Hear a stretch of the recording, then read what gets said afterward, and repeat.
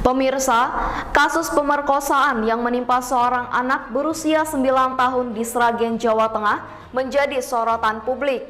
Sebab hampir selama 2 tahun tim penyidik Polres Sragen belum juga bisa mengungkap kasus asusila tersebut.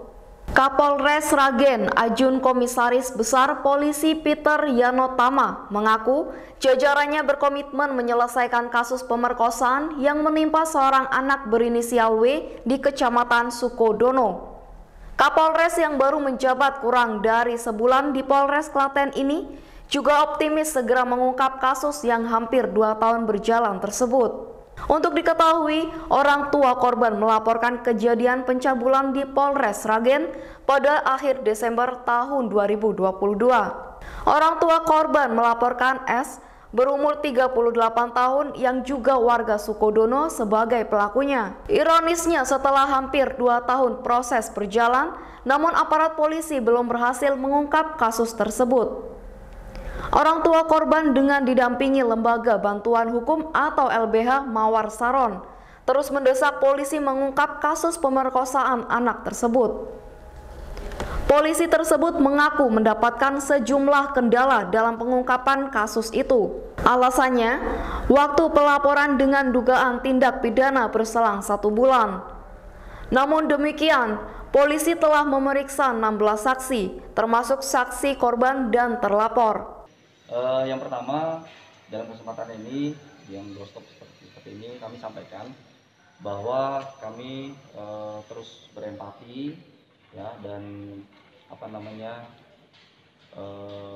tetap menyemangati korban dan keluarganya untuk bersama-sama kami dalam rangka untuk segera menuntaskan perkara ini. Jadi kami akan terus secara optimal. Jadi sampai dengan hari ini saya 4 hari dinas di Polres Sragen, saya melihat bagaimana rekan-rekan penyidik bekerja siang dan malam melakukan gelar perkara dan melaksanakan hal-hal yang sudah menjadi atensi dari tim supervisi. Karena rekan-rekan perlu ketahui, tim supervisi dari Ditreskrim Polda Jateng sudah hadir kira-kira akhir Maret atau awal April, kemudian bertemu dengan penyidik, membuka semua alat bukti dan langkah-langkah yang sudah dikerjakan oleh penyidik Polres Sragen, kemudian menelurkan beberapa poin-poin pendalaman yang harus dikerjakan oleh penyidik, dan itu sudah kita kerjakan.